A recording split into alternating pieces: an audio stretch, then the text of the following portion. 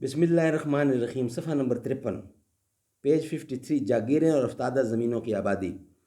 یہ اس کا sub heading ہے، مین ہیڈنگ اس کا ہے تاسیس حکومت الہی استخلاف فی الارض۔ ناظرین، جلد دوم چل رہی ہے سیرت النبی۔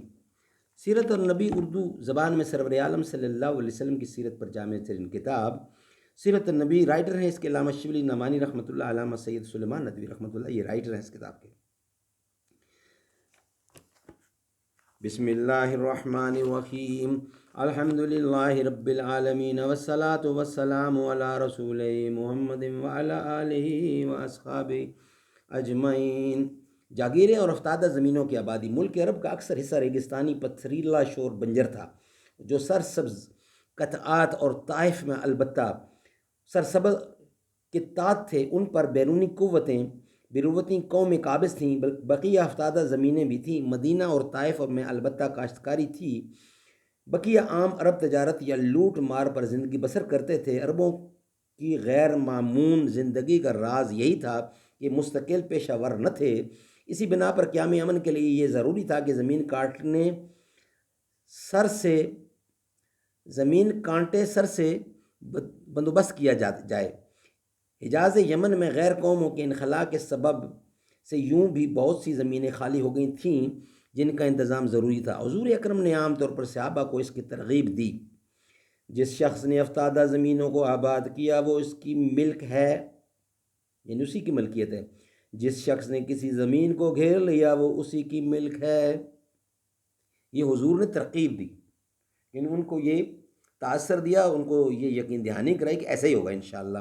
ترغیب عام کے ساتھ خاص انتظام بھی فرمائے۔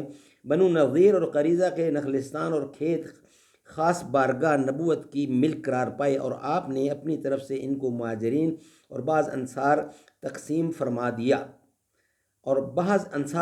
فرما دیا۔ خیبر کی زمین کا کچھ خالصہ رہی اور بقیہ ان مہاجرین و انصار میں تقسیم فرما دی جو حدیبیہ میں شریک تھے، لیکن عملاً یہودیوں کے ساتھ ان کا بندوبست رہا۔ پیداوار کا نصف حصہ وہ خود لیتے تھے اور نصف مالکوں کو ادا کرتے تھے، اور جو زمینیں آباد تھیں ان کو بعض شرائط پر اصل مالک کے ہاتھ میں رہنے دیا۔ چنانچہ اقدو خیوان اور ایلا، ازرج، نجران وغیرہ میں اسی طرح معاملات طے پائے۔ افتادہ زمینیں بھی صحابہ کو بطور جاگیریں عطا فرمائی۔ حضرت وائل کو حضر موت میں ایک قطع زمین عنایت فرمایا۔ بلال رضی اللہ بن حارث مزنی کو قابل زراعت زمین کا ایک بہت بڑا ٹکڑا اور کانے مرمت فرمائی۔ حضرت زبیر رضی اللہ کو مدینہ کے پاس اور حضرت عمر کو خیبر میں جاگیریں عطا کیں۔ بنو رفاہ کو دومتا الجندل کے پاس زمین عنایت کی۔ یہ جاگیریں اس فیاضی اور وسعت کے ساتھ دی جاتی تھی کہ ہر شخص حسب استطاعت ان کا انتخاب اور اس کے رقبہ کی تجدید کر سکتا تھا۔ ایک بار آپ نے یعنی حضور اکرم نے حضرت زبیر کو حکم دیا کہ جہاں تک ان کا گھوڑا دوڑ سکے وہ زمین ان کی جاگیر میں داخل ہوگی۔ چنانچہ انہوں نے گھوڑا دوڑایا، جب تک گھوڑا ایک خاص حد تک پہنچ کر رک گیا تو انہوں نے اپنا کوڑا پھینکا، یعنی کوڑے کی طرح کوئی ان کا نشان ہوتا ہے، اور جس نقطے پر گرا وہی ان کی جاگیر کا رقبہ قرار پایا۔ عرب کی خوش زمین میں سب سے زیادہ ضرورت چشمہ ہائے آپ کی تھی۔ چنانچہ ایک بار جب آپ نے حکم دیا یعنی جو شخص ایسے چشمے پر قبضہ کرے جس پر کسی مسلمان نے قبضہ نہیں کیا تو وہ اس کا ہے، تو تمام لوگوں نے دوڑ کر اپنے اپنے چشموں کے حدود مقرر کر لیے۔ اس فیاضی کی اس قدر شہرت ہوئی کہ لوگوں نے دور دور سے آ کر حضور اکرم سے جاگیروں کی درخواست کرنا شروع کی۔ عبیز بن حمال یمن سے خدمت مبارک میں حاضر ہوئے اور ایک نمک کی کان کی درخواست کی، جس کو آپ نے منظور فرما لیا، لیکن ایک صحابی نے کہا کہ آپ نے ان کو جو کچھ جاگیریں میں عطا فرمایا ہے وہ پانی کا ایک بہت بڑا چشمہ ہے، چونکہ وہ ایک پبلک چیز تھی، اس بنا پر آپ نے اس کو واپس لیا۔ یہ تمام فیاضیاں صرف انہی چیزوں کے ساتھ مخصوص تھیں جن کا تعلق پبلک کے ساتھ نہیں تھا، لیکن جو چیزیں رفع عام کے ساتھ کام میں آ سکتی تھیں ان کو آپ نے اسی قدیم حالت پر چھوڑ دیا۔ عرب کا قدیم دستور تھا کہ اپنے مویشیوں کے لیے رفع عام کے کام آ سکتی تھیں، ان کو آپ نے اس قدیم حالت پر چھوڑ دیا۔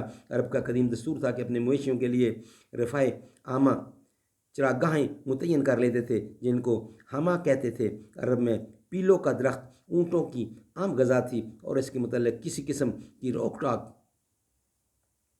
نہ تھی، لیکن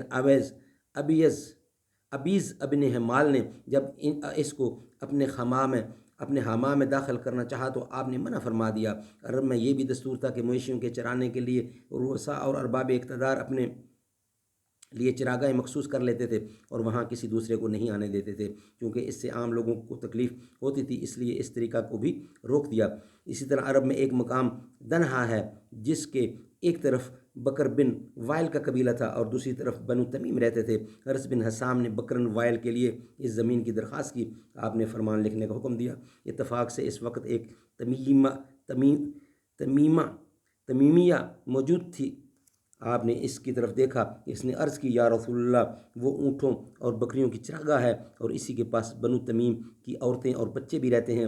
آپ نے فرمایا، بیچاری سچ کہتی ہے، فرمان نہ لکھو، ایک مسلمان دوسرے مسلمان کا بھائی ہے، ایک چشمہ اور چراگاہ سب کو کافی ہو سکتا ہے۔ اللہ تعالیٰ سمجھ کی توفیق عطا فرمائے۔ صدق اللہ علیہ۔